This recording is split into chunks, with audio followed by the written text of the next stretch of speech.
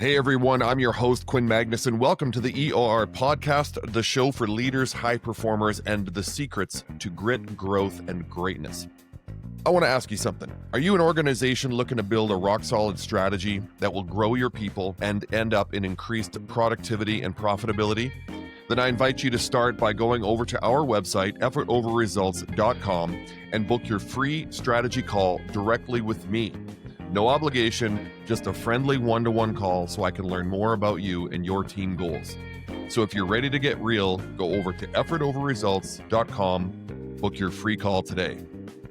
And now, let's get back to the show. Today's guest is a true reinvention story. Tom Matt is the creator and host of The Tom Matt Show, a syndicated radio program that's been inspiring listeners across Michigan for over a decade. He's also the author of Attracting Abundance and Generation Us, and a passionate voice for midlife transformation, recovery, and living with purpose. From setbacks to second chances, Tom proves it's never too late to rewrite your story. Tom Matt, welcome to the EOR podcast. Let's go. Tom Matt, one of the things I admire about you is how you've reinvented yourself. From recovery to writing to launching one of Michigan's most enduring radio shows, you've truly built a second act around service and meeting. So I want to start here. You've been open about your journey through addiction and recovery.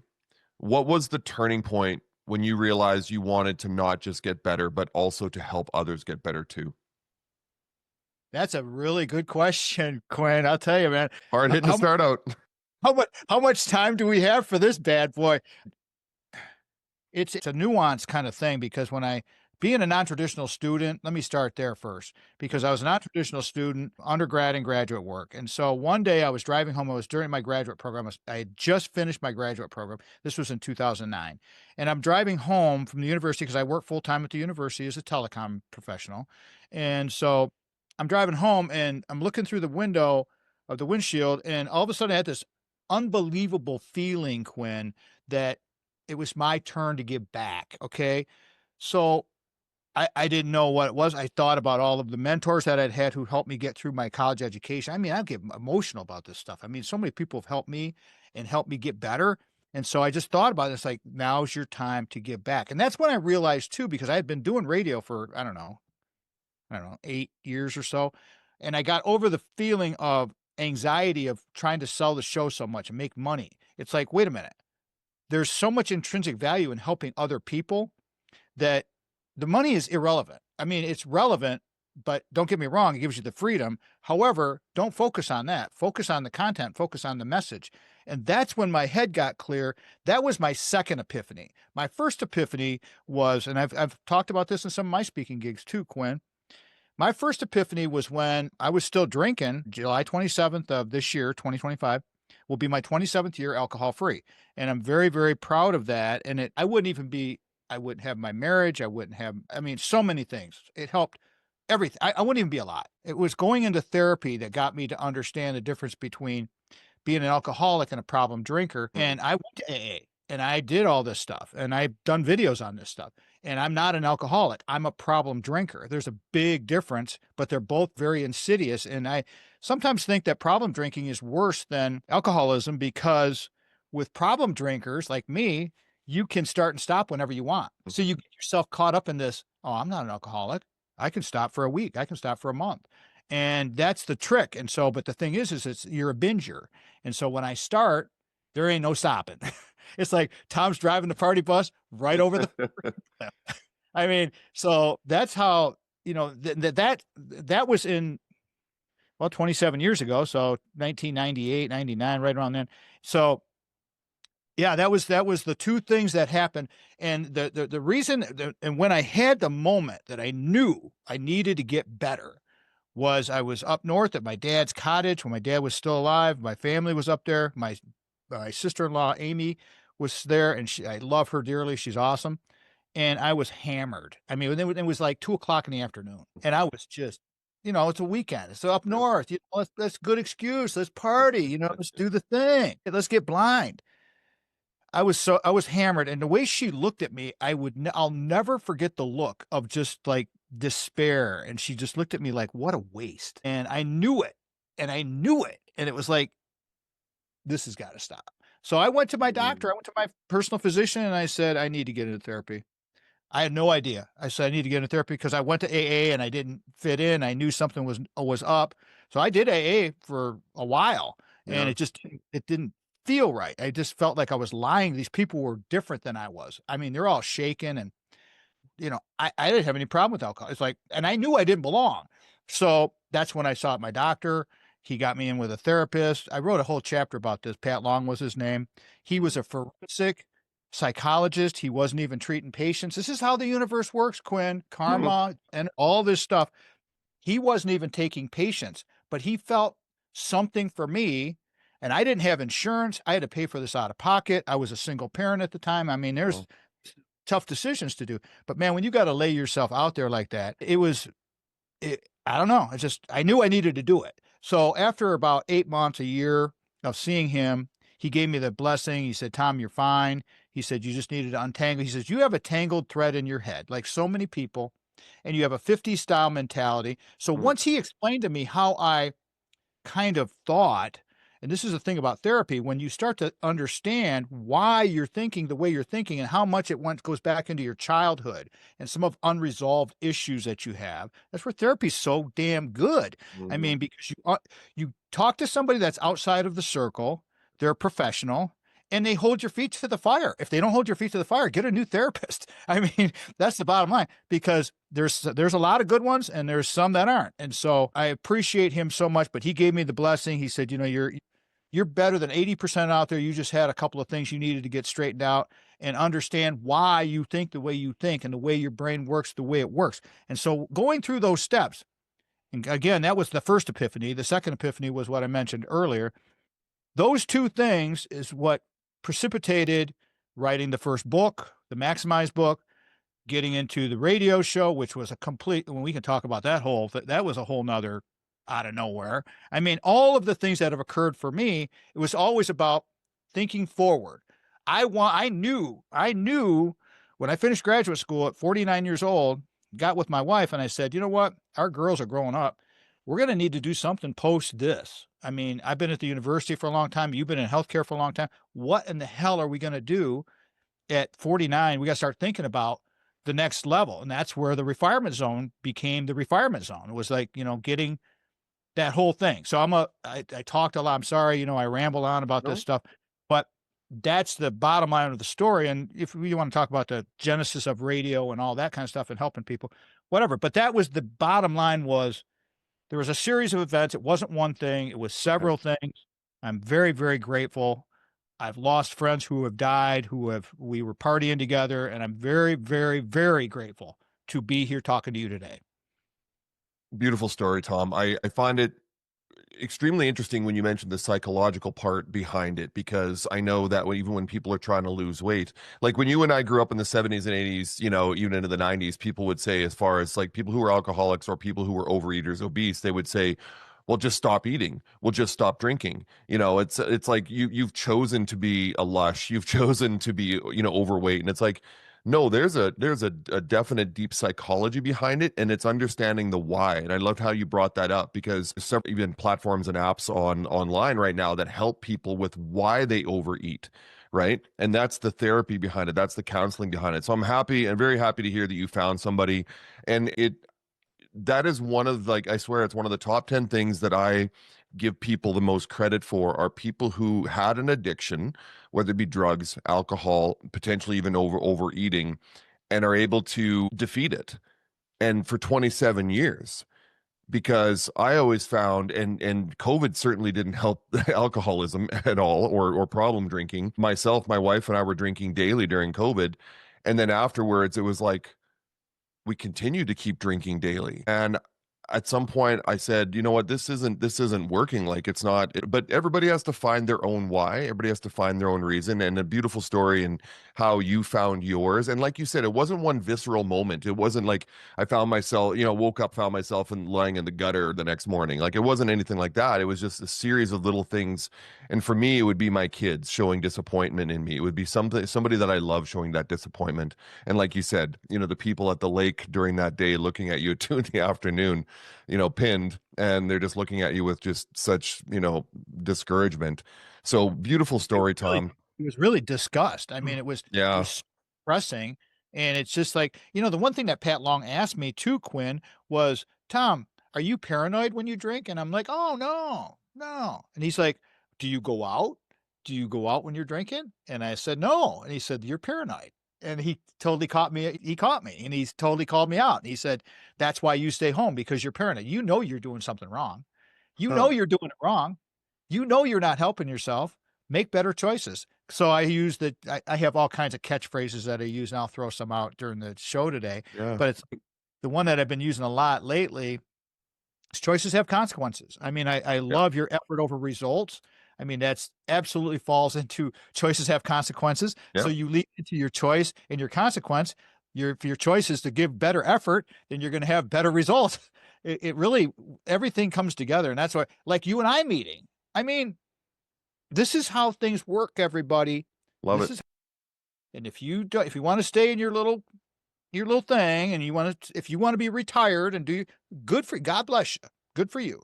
I'm all about refirement and that next phase, and what can we give back to society by doing things like this, by writing, I did a show yesterday, recording session for my program yesterday. Had a friend who's a really good, or a great author, and he's starting a creativity class, and he's got a workbook that he created, and guy's super talented. And it's like, there are so many people out there that you can find and get education from. It doesn't have to be at a 4-year institution. It could Yeah. be just independent class. It could be just all kinds of stuff. So yeah, creativity, all of this kind of stuff. That's what refirement's all about. It's like thinking outside of your self-defined box, and hopefully we inspire people. That's what you and I do. Yeah. So a wise man once said, there is opportunity in every conversation. And that was me, by the way. And I truly believe that. I've actually now coined that quote as something that truly means something. And I'm not patting myself on the back, but it's true. I've met people through LinkedIn, through other platforms where they just reached out, or I reached out to them because something they said or did or posted intrigued me. And I thought, what's the worst that could happen? I message them and they don't message me back. Fine. It doesn't change anything. But if they do message back, and that's basically how you and I met. This is how I've met other people through platforms online. And I absolutely love it because I'm learning something from the people and don't get me wrong, there's the occasional bland, boring conversation. And I'm like, okay, well, I missed on that one. But I'd say 9 out of 10 conversations I have, I'm meeting people all over the world through this podcast. I'm meeting interesting people, I'm learning new things. And I love that. And so let's talk about that refinement zone, because it sounds like there's synergies between that. There's opportunity in every conversation, and you and I are both radio guys, so we get the conversation thing. But let's go into the refinement zone. When did that start? Where did it evolve from? Because obviously, like, effort over results for me evolved from raising my kids and learning the mistakes I made. Where did the refinement zone come from? Let's start there. Okay, well, that's a great question. When I finished graduate school, I knew I wanted to do something. Sandy wanted to do something. If you're watching this podcast and you see my logos and stuff behind me, we designed M3 Marketing here in Lansing, Michigan. They're awesome. I pitched them my whole what I'm trying to do here with the book. I didn't even have the radio show at the time. I was just getting ready to market the book. I needed something. I needed artwork. I needed all this stuff I didn't even know I needed. They're the ones who, after my pitch and my whole gig, a guy named Pete Ruffing, he came back and he said, "We got this concept. We're going to do this, and it's going to cost you X." And I'm like, "I can't afford it. I didn't have the money. I mean, I didn't expect it to be. It was 10 grand." And I'm like, "I don't have 10 grand." He says, "Well, what can you do?" And I said, "I can do 5." And so that's the first tip: negotiate. Tell them the truth. Don't Yep. overextend yourself. Yep. So for 5 grand, I got and they came up with that catch line with the refinement zone. And it was like, that's brilliant. I didn't think of it. They did. I paid them all of that logo with the peace sign and all the little acronyms that we have there and iconography that we have and all the colors. That was all them. They gave me the elevator pitch. They gave me the mission statement. They helped define in my head the very, very early days of what in the hell I was trying to articulate to people. And again, this is before radio. In a nutshell, again, another long answer to a good question.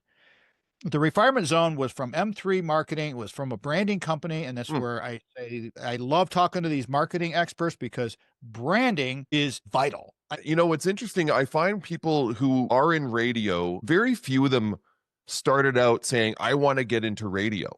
It, like, for myself, for myself, it was being interviewed a lot in high school because of my, my prowess on the football field and the sports I was involved in. So I got interviewed a lot, and I really liked the process of being interviewed by radio and TV.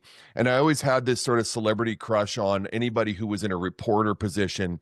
And then, so then when I went to Washington State University, I actually enrolled in the Edward R. Murrow School of Communications, which is one of the most prestigious communication and broadcasting schools in the country. So while I was playing football and getting a degree in football, I was also taking communications there, and I just fell in love with it. And then, but radio is a tough gig to get into. You have to start at the absolute bottom unless you know the person at the top.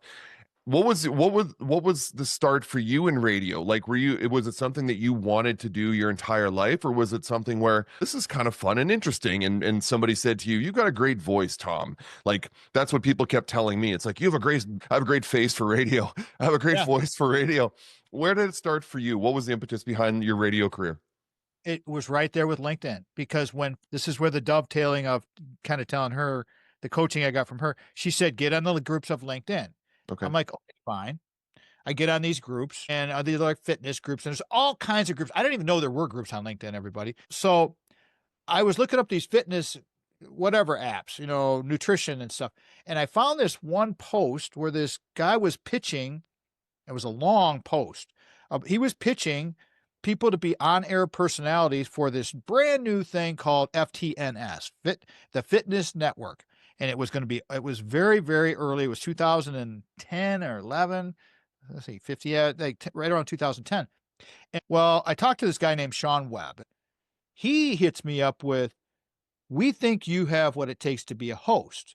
We have a card on our wall where we're looking for a baby boomer fitness expert. You fit the bill. Because I did one bodybuilding show in my life, and I did that at 50 years old, right after I got certified as a trainer, just to see if I could do it with a young friend of mine, and we crushed it. It was fun. And it was like, okay, I got the material, got the pictures and all that kind of crap. And never doing that again. That's for damn sure. I'll tell you that, once is enough, man. It's probably like you playing college football. Once is enough. Yeah.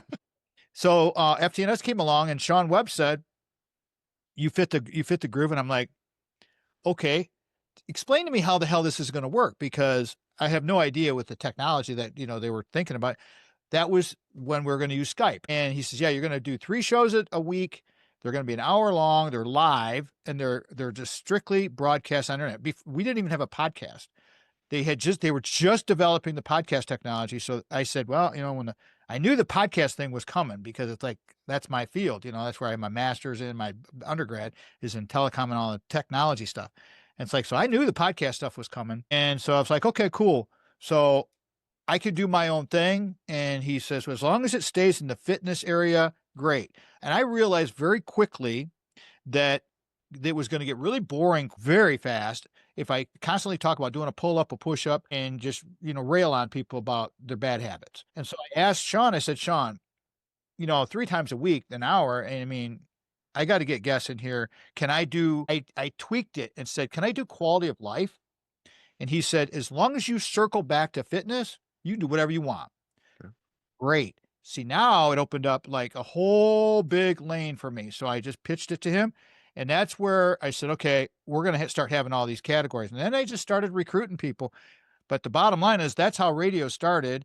And I was with them for about 1.5 years. Then I got picked up by a management company who didn't manage me very well. I was with them for about 2 years doing a show a day, every day after work. Sandy and I, we don't even know how we did it. I mean, for like the 2 years that we were doing every day, 5 shows a week. That's how I got so many shows under my belt. And it was like, it was so much that it became overwhelming, and we weren't seeing any revenue yet. And I'm still in the stage of like, we should be making money on this. And now we're on broadcast radio and this and that. And that's when the story with my radio mentors came along, and they said, we love what you're doing, but you got to get rid of that production company because they ain't helping you. And let me tell you right now, you're a weekend show. You're not a daily, you're a weekend show. And we have a radio station. I didn't even know my friends had a radio station. They had a radio station in Grand Haven, Michigan. They said, you know what? We're going to test this. We think you've got what it takes. And so we got with my producer. We started sending the packages over to them. And lo and behold, we were on for about 6 months. Wendy Hart, one of the owners of the station, calls me and she says, we're going to nominate your show for an MAB. And I'm like, okay, what's an MAB? I had no idea. Michigan Association Broadcast Excellence Award. We've won 3 of those now. And it's like, it's just, that was early, it was before. And it was like, it validated so much of what we're doing, but it was, again, advice. It was people giving me advice, listening to these very knowledgeable people, not taking offense. Don't get offended. If people say your stuff sucks, it probably does. So it's like, just get better. Don't get mad. Don't get, what I was going to say. Don't do that. Just take it as a learning experience and grow, because I listen to old stuff now, and some of this stuff is long gone. We don't keep shows that long, but it was terrible. I mean, I could talk and it was that good, but now we produce our own stuff. We have producers, we have video people that are helping us, and it's our passion play. And so, again, another long answer to a good question. Like, how did we get into radio? That's another convoluted story, but there you go. That's all true. Well, like I said, I find people get into radio one of 2 paths. Either they know someone already in radio, maybe, their mom or dad worked at the station, or they had a best friend that worked at the station, or it literally was just serendipitous. They just fell ass backwards into it, and now all of a sudden they're on radio. And for me, it was just the athletics background, right? But let me tell you something real quick, though. Yes, that the radio people that you mentioned, and sorry to interrupt you, but I got to get this pointed, because you're talking about the old school radio people, which is true. The old school radio people, you got to know somebody, you got, blah, blah, blah. So once I got on the Michigan Talk Network and all of that, and I didn't give you that whole lowdown with that, you asked for the beginning, but I got on the Michigan Talk Network, and the people at one of the radio stations said they want to sell my show, but they said, because I was giving away sponsorships, because I wanted people to come into the show. I changed the format of how to pitch a show and get sponsors. They were telling me, you can't do radio that way. You can't do it. People will never buy if you give away things. And I'm like, really? Okay, I'm going to do it my way. And I want to build relationships with people. And I want to see if it's a fit for my show, because I'm in control of my show. And if there's a sponsor for my show, I don't want McDonald's. No offense to McDonald's, but McDonald's is never going to sponsor my show. Never. I mean, they could come along and give me $1 million. I wouldn't do it. I just would not do it. And that's absolute truth. And people who know me know I'm speaking fact. And so that's how all of that came down. And so, it's just people who tell you, I know the way to do it. You can say, okay, thank you, and take their input. But I'm telling you, all those old radio people now, Quinn, they're all gone. Yeah. They're all gone. They're all gone from the station. I'm still on the air. We won 3 MAB. I'm not bragging, but it's like, well, we're still doing this thing that they told me I couldn't do. And so that's enabled. When my head, it's like, I'm all about enabling beliefs, man. I'm like, screw that defeatist attitude. Limiting beliefs out the freaking window. I mean, you got a limiting belief, you might want to come see me. I'll get you out of that limiting belief, or you'll hate my guts. I mean, either way, it'll work. I mean, I tell you, it's all mental. It's all mental. So yeah, limiting beliefs, imposter syndrome, it's all part and parcel, right? And I believe that we can connect that to the Refinement Zone, which I want to go back to that, because I'm assuming, is it an interesting play on words as far as retirement goes, or where did Refirement come from? It came from M3 Marketing, yeah. And Pete Ruffing. And he liked that term, because he says, Tom, you're so fired up that you're not gonna retire. And I'm like, I looked up retire. I looked at the meaning of retire. Retire is like, go to the end of the bench, go take a nap, go sleep, go rest over here. Retire, like sleep. And it's like, I'm not going to do that. I knew that all along. I'm not going to do that. I mean, part of my problem personally is I don't slow down enough. That's why I'm going to have some surgeries done to get some parts fixed, like you've done. We're busy guys. We're active people, and being active people, things are going to happen. But hey, it's all good, man. It's all good. So define Refinement Zone for us. Is it a demographic that's involved with, or is it anybody and everybody? So define it, and how do we apply it to our lives? Tell my audience. Now, okay, let me ask you this, host. What would you think the Refinement Zone for you Or what would you think if you heard that word and you went refinement zone? Does that apply to everybody, or what would you think? I think it can apply to everybody, but I'll be honest with you, Tom. I think it applies to people who, like you mentioned the term, the word retirement, and the reason why this hits differently for me is because I recently, and when I say recently, like 3 weeks ago, retired from my corporate job. I didn't, Congratulations. yeah, but I didn't retire. Like they sent me my retirement package and my pension options and all this, and I'm like, dude, I'm just getting started. Like Oh yeah. I retired because I wanted to do this. Effort over results is my life. It's my passion. It's my purpose. And this is what I want to do. I am more fired up now than I was in the last couple of years at my old corporate job. Nothing against it. It provided me and my family with 15 years of support and value, and I loved it. But now I'm more fired up than ever. So the refinement zone, you and I couldn't have come together at a better time in terms of me, because this is my refinement zone now. I'm retired. I left that job and now I'm starting a new life, a new chapter in the book. And it's like, no, let's LFG, let's go. And I Exactly. love this. Drop retirement completely. Make a choice. Choices have consequences. Make a choice. I'm not using retirement anymore. I'm refired. People hear me Yeah. say it all. People will say, I have guests on the show that say, the refinement zone. So the refinement zone is that space. And to answer the question, yes, the refinement zone is for everyone. It Yeah. started off for people that were in their midlife circumstances Yeah. to senior. I had four sections of life, and I'll share this with you. And it goes from like this: from birth to about 17 is your youth. From about 17 to about 30 is young adult. Mm. From 30 to about 65, 75, sometimes 85. People have changed me on this. That's a big gap. It's a big gap, but Yeah.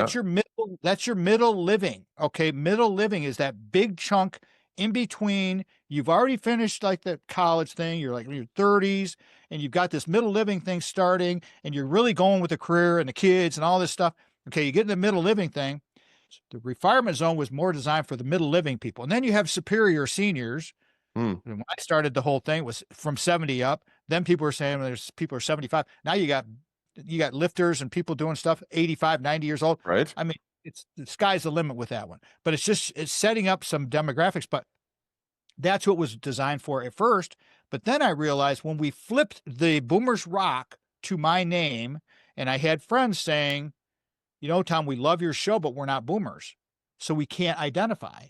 Mm. That's when I knew I had to do something. And that's when I realized that the refinement zone can apply to everybody. So when you refire, you can refire the next day and have a better day. Let's just think of a refiring mindset. So, but for what I originally thought of it is like the choice of retirement, go over there, sit down, rest, which is great. No, again, no offense. Or refire, go into Quinn's world, go into Tom's world and do your passion play because you earned it. Listen, everybody, you earned this time. You raised your kids. You did it right. You paid your bills. You did all these things.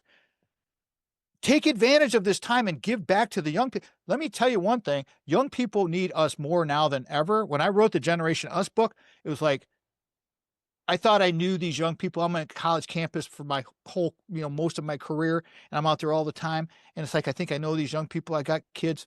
I don't know diddly crap. I mean, these kids, but they need our input because they're so good on technology and the phone, but they don't have the interpersonal skills. And that's where people kind of hung up with, well, they're so much smarter than me, or they don't want to, you know what, everybody, it goes both ways. Absolutely goes both ways. I have so many, you guys, anybody listening to this thing, just go to my Instagram, go to my Facebook, go to my YouTube, and you'll see episodes where I've recorded with college students, many that I've done, and look at and listen to these students who are coming up. All their stories are different. They all have a compelling why. And it's like, and they're all badasses. It's like, how do we get these kids and their secret sauce and what their parents did? So that's a thing about transfer of knowledge and helping people. Again, serendipity brought us together, brother. And serendipity is going to keep us because for you have absolutely got the right. You just need to lose retirement. You said you have absolutely shifted in the refinement zone. Welcome. Thank you very much. What you just said there reminds me of, and I know you know Deborah as well, Deborah Heiser, who talks about mentorship and learning from people older than you, but we can learn from all generations. I love sitting and talking with my kids. They're 22 and 24, and learning from them about how their generation thinks. So they would be Gen Z, right? I love talking to some, Gen Alpha kids who are like the youngest. I love talking to people who are boomers or maybe even the silent generation. Not many of them left, but it's, once again, there's opportunity in every conversation. When I say opportunity, I don't mean monetization. I mean opportunity to learn, opportunity to grow. And so getting back to, mentorship, mentors and mentees, and working with multiple generations. So you talk a lot about being a generation us kind of guy, and you mentioned that already. It's not a me versus you. So what does that mean in 2025? What does a generation us mean in 2025 and moving forward?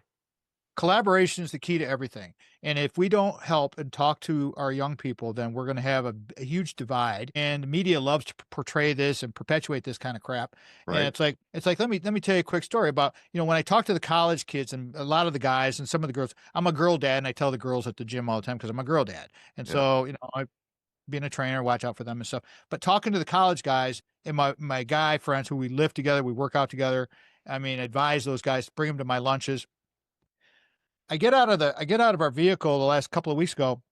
We're in Wisconsin for one of my grandson's baseball games, and there's a group of players, and they're all like 10, 11 years old, and they're all in their uniforms. And so I get out of the vehicle, and I'm just like immediately striking up a conversation with these boys. How'd you guys do? Who hit it? Who did what? Just asking them questions. And they're looking at me, and they're so happy that an adult would ask them. And they're. I mean, I'm asking about their gear. Here's the thing, everybody. If you're going to the gym and you're seeing new people and you want to have an icebreaker, compliment their shoes or Yeah. compliment their gear or something like that, because kids like this. So I'm talking to these boys. These boys are no different than the college boys, are just a little shorter version of the same thing. They're just people. So it's like they love talking. They all start chattering like crazy. And it's like, it's so much fun. It's like, I love it. It's like, tell me about your game. They want to know, how are you hitting the ball? How's the team doing? Do you guys ask them questions? So yeah, there's the generational stuff. We have to be so aware. In my book, in that Generation Us book, I said, us parents, we should hold, you as a parent, me as a parent, we hold responsibility and accountability for creating this system with our kids and these phones and all this. And so we get them to 18, 19, 20 years old. And then, you give them it's time to adult. You have the trap door open up underneath them and they fall through the trap door. They're not prepared for it. Whose fault is that? And I say Yeah. that in the book. Whose fault is that? That's our fault as parents. It's not the kid's fault. So if you got a bratty 25-year-old or a know-nothing 30-year-old, it's probably because of things in the past. Yeah. And don't judge people. Yeah. Be yourself and ask really good questions and be sincere about this stuff. And you know what? Just making eye contact and smile. You can tell if people don't want to make eye contact, people don't make eye contact, leave them alone. They make eye contact, they give you a little smile, give them a little smile back. It's the nature of human beings, this socialization that we're losing. This is why it's so important to continue the Generation Us thing, because as we get more fragmented across our generations with technology, there's such a huge need for us. Plus, we need our young people to help us, down the road. I mean, it's like we're all in this together, and we don't want to leave the world in a totally nasty, I almost swore, sorry, Oh, spot for our kids and our grandkids. yeah. So let's have some accountability. That's what it's about. Generation Us is all about communication. Yeah, and a lot of the business owners that I work with complain about Gen Z. It's like, well, there's a Gen Z problem. They have no work ethic, and it's like, listen, two things. One, there is no Gen Z problem, and I'm not going to go down that rabbit hole today, Tom, but there isn't really. It's our problem, meaning it's Gen X's and Boomers problem that we have with them, but they're not the problem. You just have to handle them differently. Yeah. Two If there's is a problem, excuse me, Quinn, but if yeah, there's a problem, we were participants in creating the problem. and that's my second point is when you if you even if you just have bad employees, it's like, well, you hired them. You were stupid enough to hire them, so don't complain about them, right? So number one, you have bad hiring practices, but I digress. It's like the children, the Gen Z problem that people speak about, not even just in the workplace, but just in general in society about, they're always on their phones, no work ethic, yada, yada, yada. We caused that. Gen X and boomers caused that. They are the children of us. Right. And the environment that we created in the mid 1990s was, we were told as parents by all the specialists and all the experts, keep telling your kids how great they are. Keep reminding them and complimenting them and tell them how handsome and beautiful and smart and athletic and talented they are. And we created a generation that was so overwhelmed with compliments and support that they got placed on this imaginary pedestal that they didn't know how to fulfill, and now they have anxiety and depression and whatever because they're constantly reminded of how they've basically failed. And that's psychological research. This isn't just me talking bro science. You have an entire generation of kids, Gen Z, that basically doesn't know how to handle adversity, largely because we helicopter parented them. We went to their teachers, bosses, and leaders and told them how to handle my children, and they have no sense of independence or autonomy or resilience. Our fault. So That's once again, stop complaining about Gen Z. I've stopped complaining because my kids are both Gen Z. And when I stopped complaining about it and started to be curious and not judgmental and understand them, everything changed for me. And I love my relationship with my kids. I've always had a great relationship with my kids, but it's gotten even better. And I have a better relationship with the other Gen Z, kids that I know through them, and older generations too. And it goes back to being curious, not judgmental. So you and I are talking the same language here, and every conversation is an opportunity to learn from young, from old. I want to turn the corner here. I want to talk about people who think it's and going. This is going back to the refinement zone, and I'm going to keep preaching this from the mountaintops because I love that term, and I think everybody, like you said, any age group can be refired up. For people who feel like it's just too late to reinvent themselves. I'm gonna out my wife today. So my wife, in my retirement, now we're leaving the city that we're moving. We're moving to a completely different city. She's going to be changing jobs potentially. She's been, in the same job for the last 15 years, and now she doesn't know what she's going to do at 54. She's panicking. She's got anxiety. She's like just so like freaked out. It's like, well, what am I going to do? Who's going to hire a 54-year-old? What would you say to her? I would say with an attitude like that, nobody. Yeah. Change your freaking attitude. And I'm sorry, but you know what? Trainer Tom comes out and it's like, do you want me to sugarcoat this, or you want to be real? You want to Mm, get results, or do you want to get down to business here? yep. Change your attitude. That's a limiting belief. You got to have an enabling belief. You have so much to offer. Yeah. Start doing your small. Okay, so start a small wins list. Start listing off because you're limiting yourself by the things that I'm 54, I'm this, I'm that. You're totally limiting beliefs.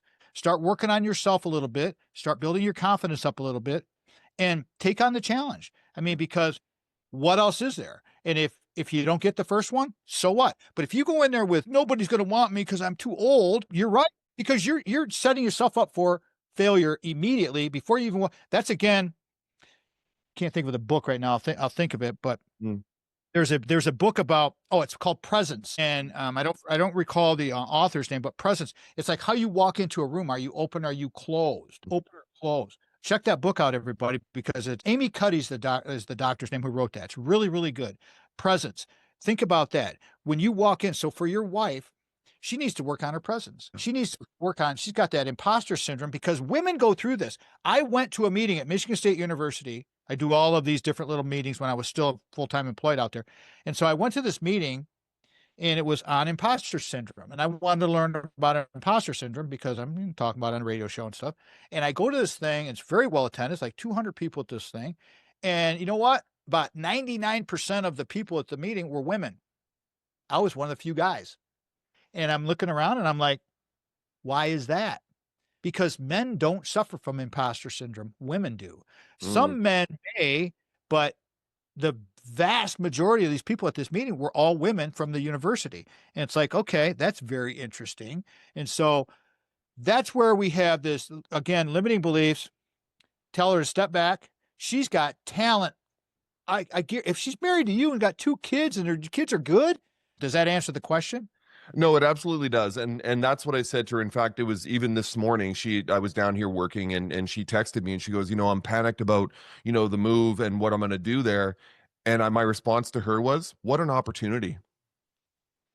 That's my Through response. opportunity. Yep. I said, Through you literally have the world at your feet right now. At 54, you don't even have to work if you don't want to. But if you do want to, go and do something you love to do and have fun with it and create it as an opportunity, but have confidence in it. And I want to go back to the confidence and belief thing you mentioned a few minutes ago, Tom, because I believe that confidence does not come from yelling affirmations at yourself in the mirror. Confidence comes from action. It comes from failing forward. It comes from trying new things. It comes from challenging ourselves. We perform action. We put in the effort. So action A, which now results in beliefs about ourselves, right? Those enabling beliefs that you just mentioned, which leads to confidence. A, B, C. Yep. Actions leads to beliefs, leads to confidence. And Love it. that's what I want her to embrace and what I think you're trying to say to us. You know what? I'm going to borrow that one too. Yeah. I love this kind of stuff. Okay, I'm going to give you one. Okay. Several here that I have written that right now my computer here. Here's one. Determination plus discipline equals results. Okay, determination plus discipline equals Yeah. results. See, this is what we do, everybody, is what we want to come up with these things because, see, Quinn was a professional athlete. Athletes, I deal with athletes a lot. Athletes have a different mindset. We Mm-hmm. come from a different place where it's like, okay, we've seen it, we've lost. This is a thing where we're talking about the kids and the participation awards. We condition kids for participation awards. We got our butts kicked. I had coaches who screamed at me. That's why when I coach people now, even my grandson, I ask permission from the parents. I'm going to use language if you're okay with this, but I get results and it works. And so you got to be a little tougher. We're just got too many snowflakes out there. And it's like, and we created the snowstorm. So it's like, okay, we got to go help shovel the snow.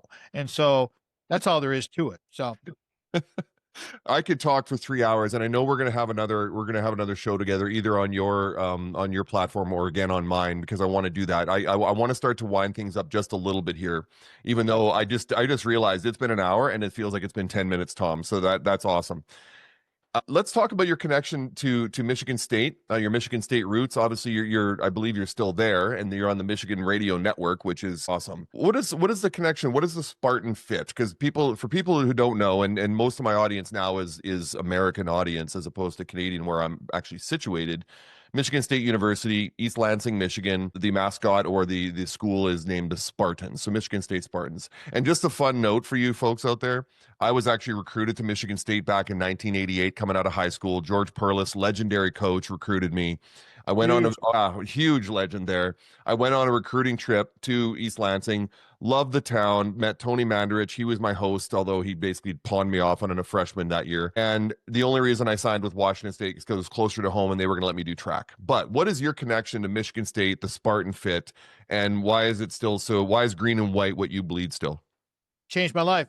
Everything about higher ed changed my life. I was not looking for a new job. I just moved back to Michigan through my really troubling times in California, where I lived for 15 years. I moved back here in 1995, and in 1998, my brother Bill, who was looking for a position at the university, saw a posting with my job that I used to do. And that's back in the day before we had online postings, everybody. So we had the want ads. Okay. He shows me this posting and it's exactly my job description. And at that point, I was working for another what they call interconnect, a phone company, interconnect equipment company. And I'm like, well, shoot, so I applied for it, but I didn't even really have any intent of I didn't really care because it's like I hadn't heard good things about working at Michigan State, and it's like I'd have to give up a vehicle, so forth and so on. There were perks that I'd have to give up and take a pay cut, no less, because that's the way higher ed works. They get you on the back end. So that connection came, and I interviewed, and went really well, and they hired me. And one thing that in the interview they said, well, one thing you get to do as part of your duties is we support athletics here at the university, and as a telecom tech, you're going to be assigned to work with the football team and you'll be trained on the headsets. And so I became one of the followers of the headset crew, and then became the leader of the headset crew later in my career.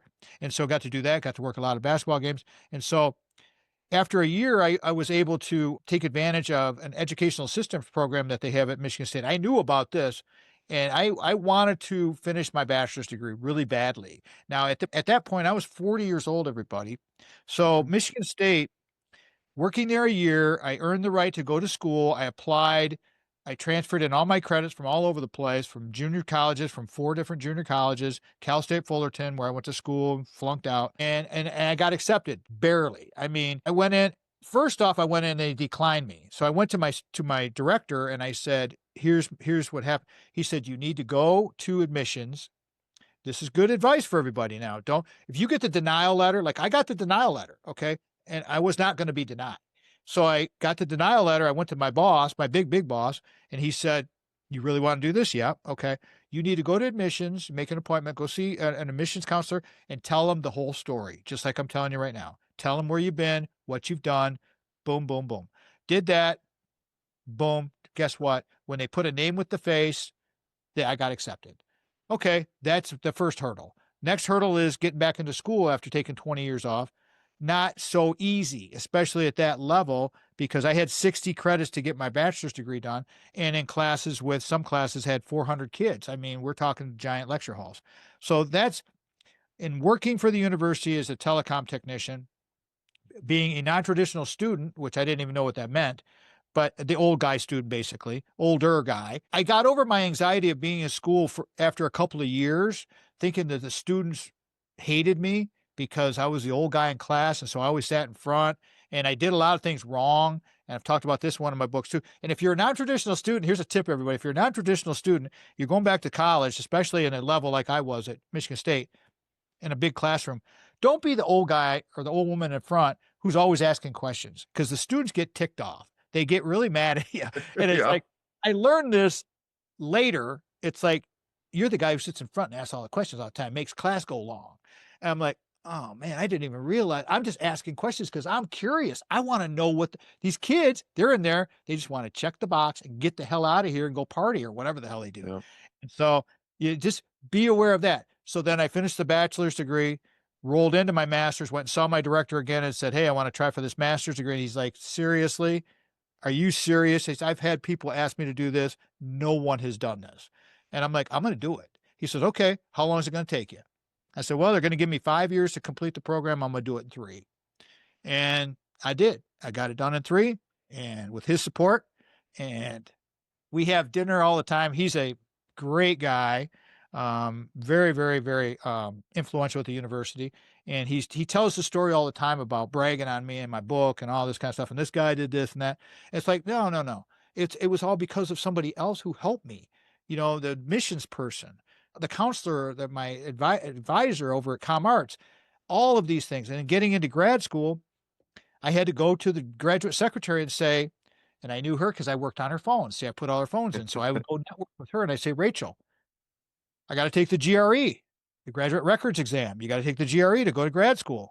What do I got to do on this thing?" She's like, "What do I need to score on these 4 parts?" "Don't worry about this. Don't worry about this. We really focus on these things. Ask the questions. Make the ask," because she told me what to study for. I did good on the math, even though I didn't really study for it because it was kind of a weird deal.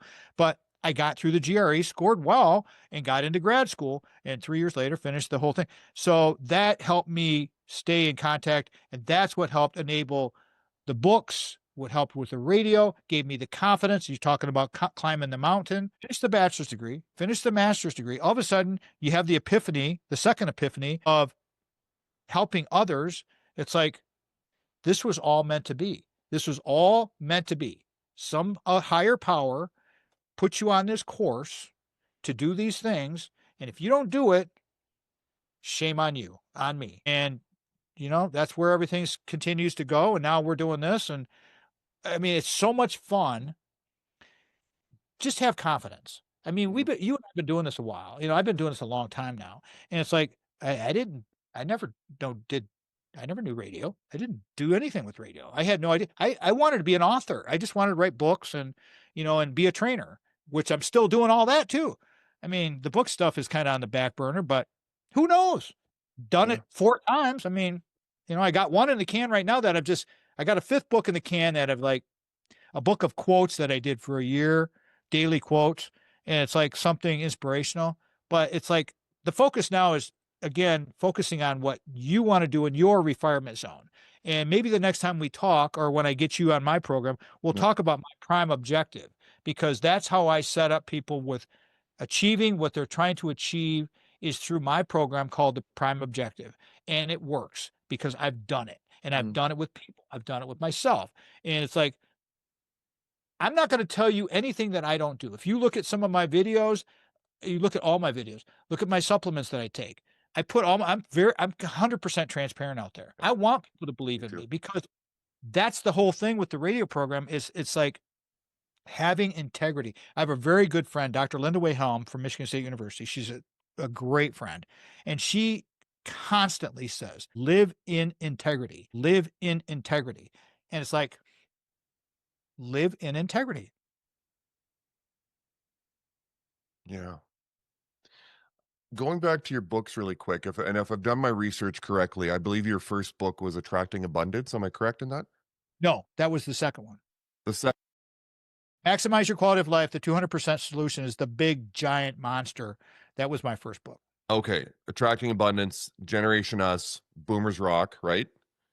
There was the Generation Us, and I'm going to forget my own book. I got oh, Believe in. I did one called Believe in Amazing. So Okay. Believe in Amazing, yeah. So those So four are all on Amazon. with all the content that's in those books, Tom, and the inspiration that came from them, do you ever look back now in 2025, do you ever look back at the content in those books?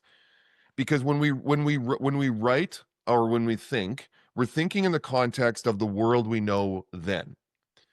Is there anything that you put into those books and wrote in those books in the context of what you knew then that now you look back and go, yeah, that doesn't really fit today? And if I were to rewrite that book, I would change it. Anything that comes to mind?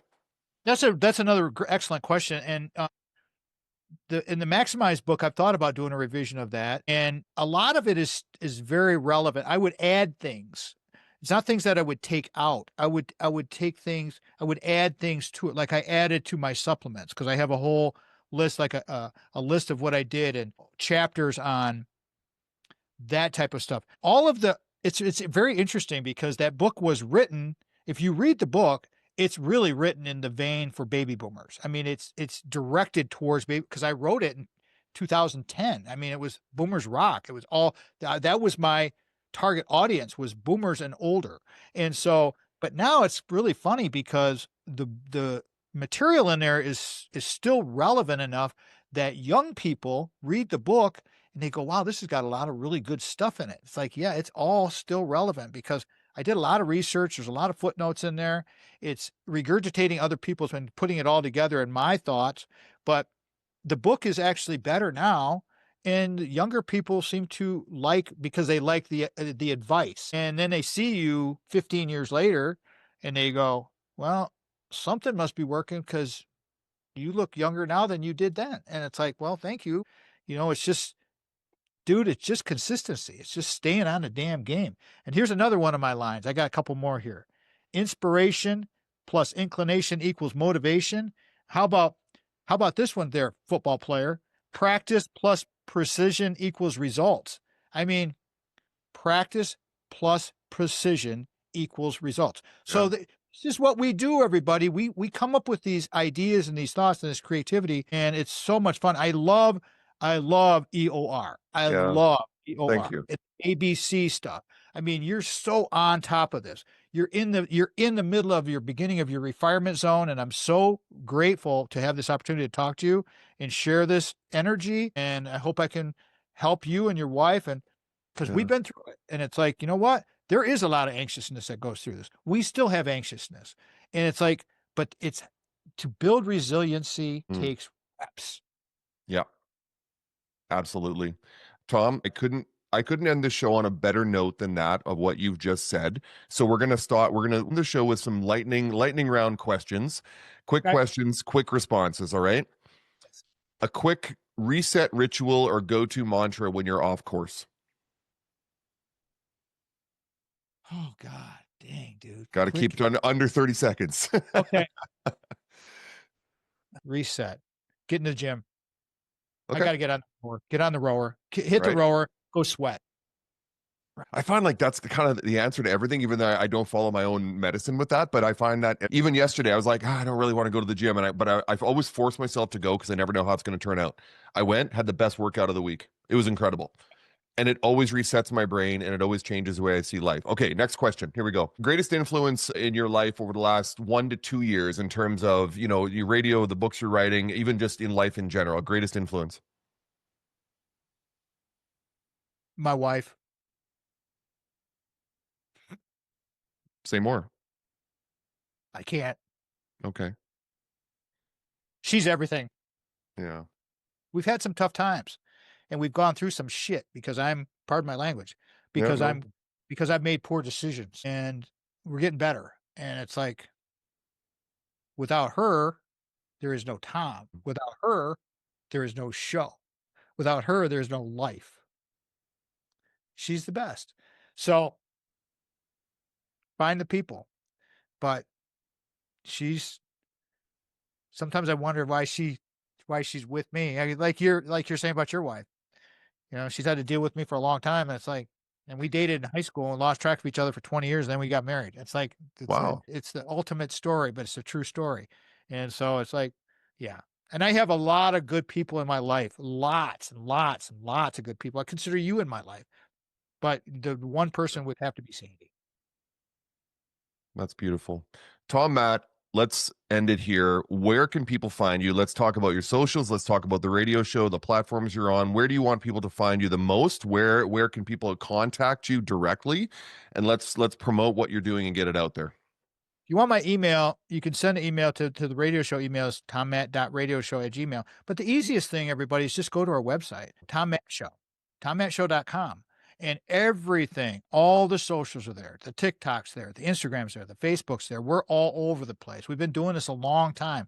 There are archive shows there. There's the different topics. There's the little cartoons for the different categories of the shows that we have there, from reality of real estate to nutrition plus fitness to our biggest topic on the radio program is mental health advocacy because of my journeys through mental health.